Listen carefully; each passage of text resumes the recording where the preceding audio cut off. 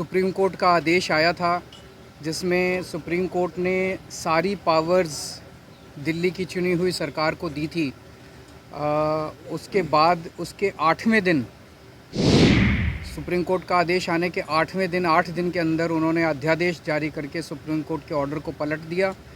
चुनी हुई सरकार की सारी शक्तियां छीन ली, सरकार को बिल्कुल पंगु बना दिया और सारी ताकत एलजी को दे दी कि अब एलजी दिल्ली चलाएंगे। नमस्कार, आप देख रहे हैं न्यूज फॉर नेशन और मैं हूं सांत्वना आपके साथ। दिल्ली के मुख्यमंत्री अरविंद केजरीवाल को इस बात की शिकायत है कि जो पावर्स सुप्रीम कोर्ट ने उन्हें सौंपे थे वो पावर्स सीज कर लिए गए हैं, यानी कि दिल्ली की सरकार से वो पावर्स वापस ले लिए गए हैं और इसका आरोप केंद्र सरकार पर लगा रही है अरविंद केजरीवाल की सरकार, जिसको लेकर जब अरविंद केजरीवाल की आज मुलाकात बिहार के मुख्यमंत्री नीतीश कुमार और उप मुख्यमंत्री तेजस्वी यादव से हुई तो उन्होंने बाहर आकर केंद्र सरकार पर बड़ा हमला बोला और कहा कि हम लोगों को लगातार बीजेपी तंग करने की कोशिश कर रही है। जहां एक तरफ दिल्ली में बीजेपी सरकार नहीं बना सकती तो वहीं दूसरी तरफ बीजेपी बिहार की सत्ता से आउट हो गई है और इसी की बौखलाहट बीजेपी में नजर आ रही है कि जहां बिहार में सरकार की नीतियां रुक रही है, प्रोसेसेस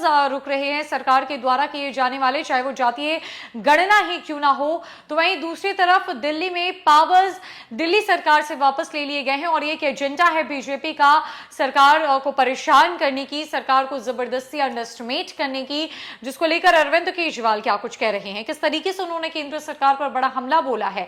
साथ में मुख्यमंत्री नीतीश कुमार और तेजस्वी यादव भी खड़े हैं, जरा सुनिए।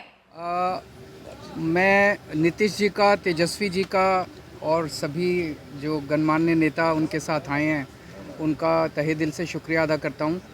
जो सुप्रीम कोर्ट का आदेश आया था जिसमें सुप्रीम कोर्ट ने सारी पावर्स दिल्ली की चुनी हुई सरकार को दी थी, उसके बाद उसके 8वें दिन सुप्रीम कोर्ट का आदेश आने के 8वें दिन 8 दिन के अंदर उन्होंने अध्यादेश जारी करके सुप्रीम कोर्ट के ऑर्डर को पलट दिया।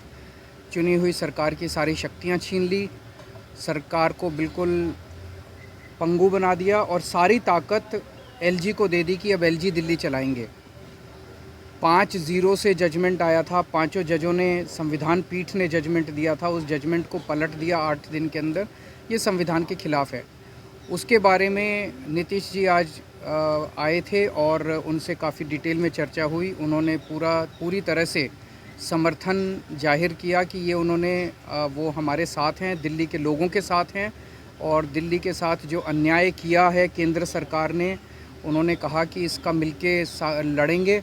और मैंने उनसे निवेदन किया, अभी वो पूरे देश के अंदर विपक्ष को एकत्रित करने में जुड़े हुए हैं। मैंने उनसे निवेदन किया कि अगर सारा विपक्ष इकट्ठा हो जाता है, नॉन बीजेपी सारी पार्टियां इकट्ठी हो जाती हैं, तो एक तरह से राज्यसभा के अंदर अगर ये इसको बिल के रूप में लेके आते हैं तो इसको बिल के रूप में हराया जा सकता है राज्यसभा के अंदर।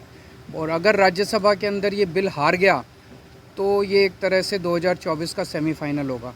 फिर एक मैसेज चला जाएगा पूरे देश के अंदर। ये बिल अगर हार जाता है तो मैसेज पूरे देश में जाएगा कि 2024 के अंदर बीजेपी की सरकार जा रही है।